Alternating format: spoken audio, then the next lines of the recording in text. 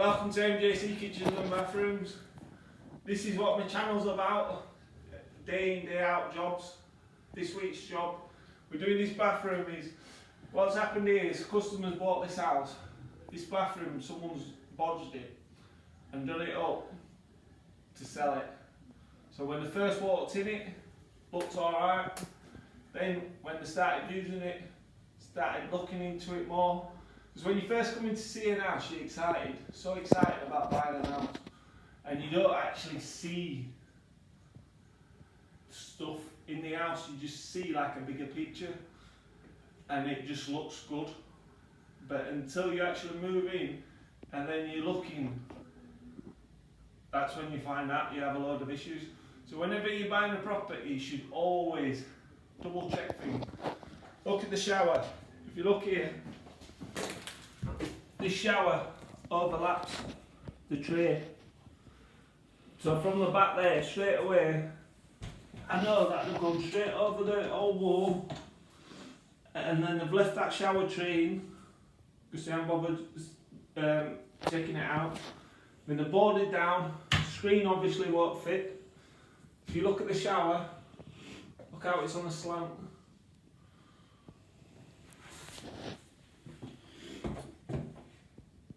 The shower's on a slant. And if we look down here, the radiator, very classic signs. Then the waste, there were a load of boxing in there, but he's obviously had problems. So he's took the waste off, but if you look, see that waste is looking down. So it's sloping. The waste is sloping downwards and it's coming back into the toilet. Now we know this floor, whoever's done it, we know it, I know it's going to be a bodge. So the only thing for us to do now is we're going to rip it all out, completely out, start from basics, start afresh. Because see this floor must be about maybe 1.5 to 2 inch higher with the tray, because them trays are 1 inch, and then normally you board it and then you level it, so it could be about 1.5 to 2 inch, and that floor's leveler with it there. So we know this floor's going to drop 2 inch, but if it drops 2 inch, that waste is going to be even further down. So when you're flushing this toilet, the waste isn't going to go away. So the first thing that we need to address is the waste. So the waste can't stay like that. No matter what you do, you're going to have to alter that waste from the T to lower it so it's looking downwards like that. Not that way, that way. And that is a must. Now a lot of people might try to cut corners and put that toilet up on a cut out a platform, raise it. That's not the way. You have to bite the bullet and just alter the stack. We're going to get into that stack and alter it, bring it straight through that wall, bring round back, and I've had a look, and that's what we will be doing. But the moral of the story is, if you're buying a property, always double check, go around it, don't be shy of touching stuff and moving stuff, checking it, because once you're in it, it can cost you. Not all of them are like this, but about 75% of properties in Britain have a typical bathroom like this, which needs sorting out. And I see it day in, day out. But the other thing is, I watched me Walking Dead, and with this virus, I thought I'd best bring my crowbar in case something changes. Do you know what I mean? If the world ends, at least I'm protected. And then, show them our new little room.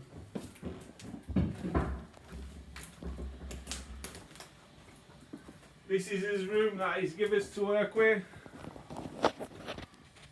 Check that out. His own little tea maker.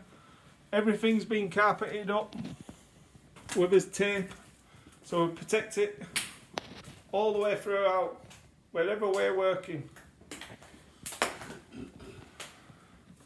So let's see what we find. See, the reason why we get this is because the silicone is on the inside of the shower instead of the outside of the shower. So even though this has been fit badly, because the silicone is on the inside of the shower, it's holding the water as it's going down.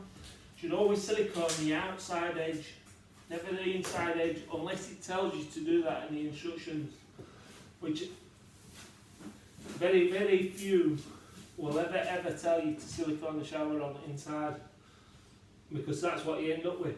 All the water running down that wall there, it just gets stopped and it just gets built up, because you haven't siliconed them holes, just runs in there and it leaks at the back of there. And that's why they've been having an issue, apart from it being badly fit anyway, being badly done, but that's what you get from silicone inside the shower. Always the outside. If I always start from top, always turn the water off first before you start ripping out, because you don't know what people's done. So, you never know.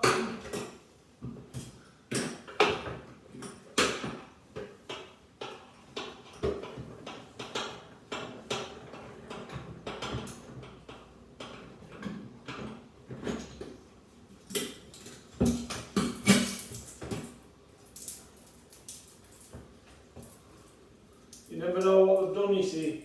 Always leave the basin and the flooring until the last minute. Knock all the tiles down. Start from top, work your way down. So if you start from bottom and you're pulling this wall in, if they haven't attached this wall properly and it gives way, everything will just come down on you, it'll go straight through you. I've learned over the years with my mistakes. Belts and braces now. First thing I do, put my earplugs in. I only use see-through pushing ones. I don't like them big muff divers.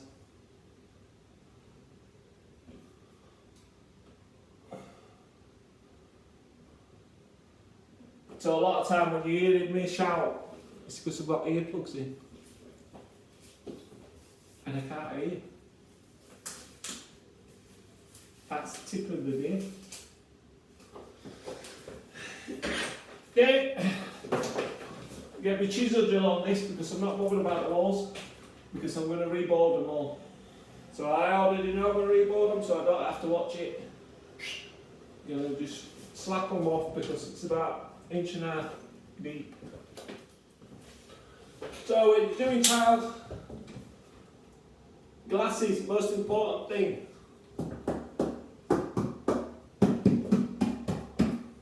You can hear the difference in sound. Start at the top.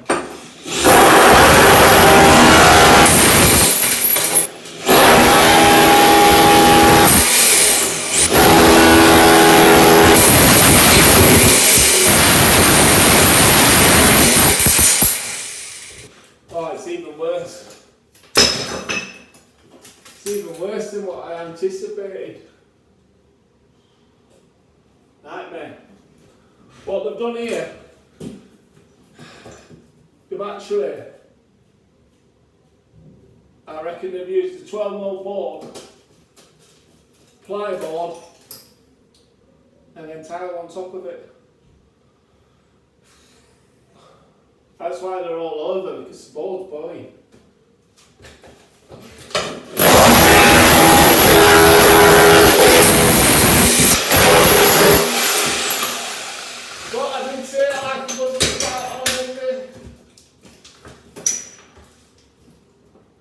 This should start pulling off now. Just get the hammer. Swap into a hammer now. So it should pull off. There we go.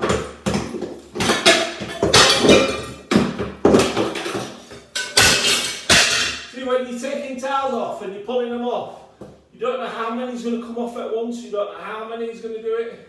That's why you always got to watch what you're doing. Always safer to start from top. See this has never had a chance from start. These walls are good. We've tried to put a board on here, a wood board, which served no purpose because they haven't fixed it properly. It's just a mess. A mess from the start. Doing something like this, what you're better off doing is finding out where the holes are, get chisel out, and unscrew them.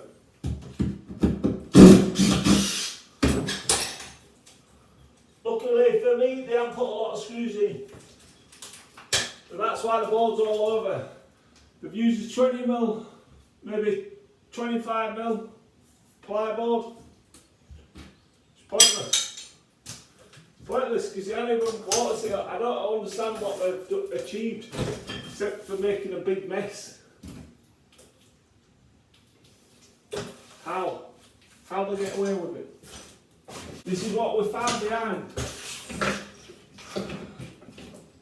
Audience carpet. That looks like, I don't know what that is. That might be a coal feed, that, which is too short.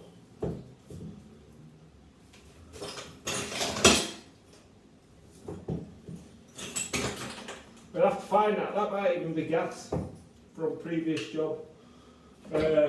Coal feed, hot feed. It's never going to last. Cut them off, cap them. Cut them off, cap them, and we'll get rid of them. We'll get rid of all that pipe work, all that from upstairs. Reboard that. Job's a good one. Job's a good one. See that? It's never had a chance. I'll have attached that board to that wall.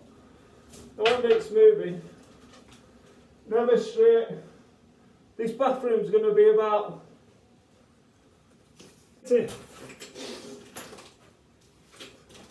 But people are just doing a bad job. They're boarding over the wallpaper. Look at the wallpaper. The wallpaper's just peeling off. Right, so the boards, when the boards have been on, that's why the wall's all over. Because the dot has just been coming apart. It's been coming apart. It's no good. It's just crap. We're going to have to take all this off before we reboard it. Now this wall, these walls are only breeze block wall. People ask me why do I do it all? I do it all because simple fact is, if you don't do something yourself, you can't tell someone else to do it. See that chisel? I leave it to someone else. Chances are we go through this wall into next door, then I have to skim it, patch it up, explain to the customer, sorry, he's a wing nut, he didn't think. Majority of them don't think. They just go L to lever, straight through a wall, then you patch it up. So, Monday morning, I do it myself, nice and steady, and then we'll all board it. It just makes life easier. Plus, I quite enjoy it. You just switch your brain off, make sure you keep your chisel flat to this wall, not like that. You want to be chiselling down, so you're scraping it, not chiselling into it. Scraping it like that, chiselling it. Take your time, a couple of hours, all this bathroom will be knocked off, ready to be walled. But whoever's done this, man, I bet they won't hold their hands up to this. Shocking. Absolutely shocking.